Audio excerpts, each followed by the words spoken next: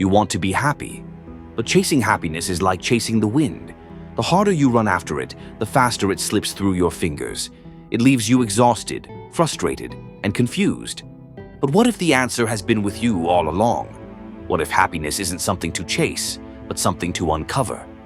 Let me show you 3 ancient habits that have stood the test of time. Habits practiced not in palaces or retreats, but in the fire of daily life.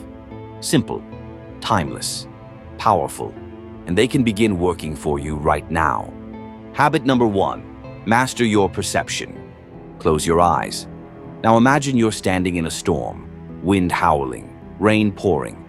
You can't stop the storm, but you can decide how you'll face it. That's perception. Not what happens to you, but how you interpret it. A delay in traffic is just a delay, unless you turn it into rage. A harsh word from someone else is just noise, unless you turn it into a wound. When you master your perception, you stop being a victim of circumstances.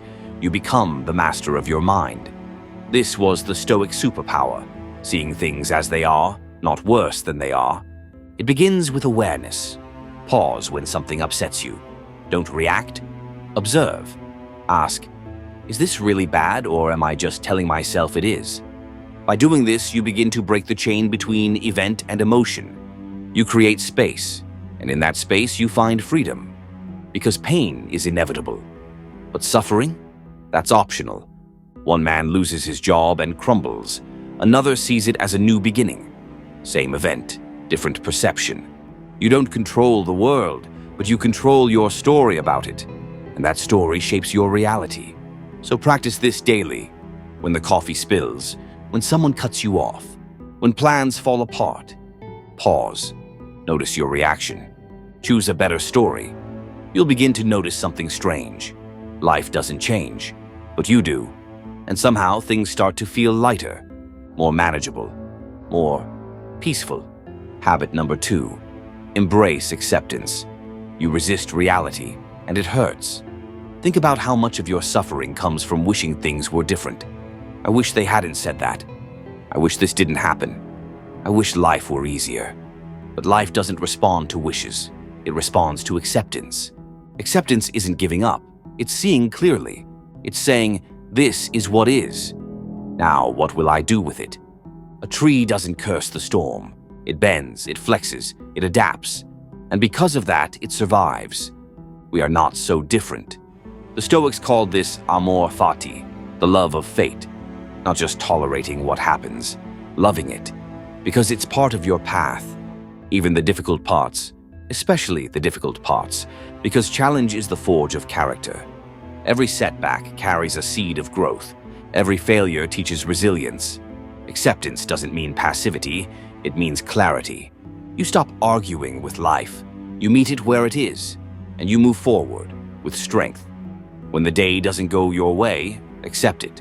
When someone disappoints you, accept them. When your plans unravel, accept the new path. This doesn't make you weak, it makes you wise, because the more you resist, the more you suffer. The more you accept, the more peace you find. So let go of the fantasy. Let go of the should. Embrace what is. From that place, you can act. Calmly, courageously, creatively. Acceptance turns chaos into clarity. It doesn't change the event. It changes you. Habit number 3. Cultivate gratitude. Look around you. Not for what's missing, but for what's already here. Gratitude is not about pretending everything is perfect. It's about noticing the good, even when things aren't. It's easy to forget. The roof above your head, the lungs that breathe, the food in your stomach, the friend who replied to your message, the sun rising again. So how do we remember? We practice. Each morning, take a breath. Name 3 things you're grateful for, not grand things, but small, overlooked miracles. And each night, reflect. What beauty did I witness today? What kindness did I receive? What moment made me smile? When you cultivate gratitude, you train your mind to see abundance, not lack.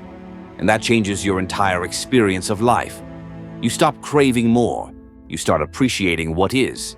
And paradoxically, you feel richer than ever. The Stoics knew this. Wealth isn't measured by what you have, but by how little you need. Gratitude is a shield against envy, against comparison, against despair. It softens your heart, it strengthens your mind, it opens your eyes. So when life feels heavy, pause. Count not your burdens, but your blessings. Gratitude is not a feeling, it's a practice. And with time, it becomes your lens on the world. So there it is. 3 habits. Master your perception, so you don't become a prisoner of your thoughts. Embrace acceptance, so you stop fighting life and start flowing with it. Cultivate gratitude, so you see that joy was never missing, only hidden. These are not hacks, they're disciplines, small, silent revolutions inside you. They don't require money, talent, or luck. Just intention, just honesty, just the will to return to yourself. Start now. Take 1 habit, 1 moment, 1 breath, and tomorrow, do it again. The world won't always be kind, but you can be. To yourself, to others. Because happiness isn't out there.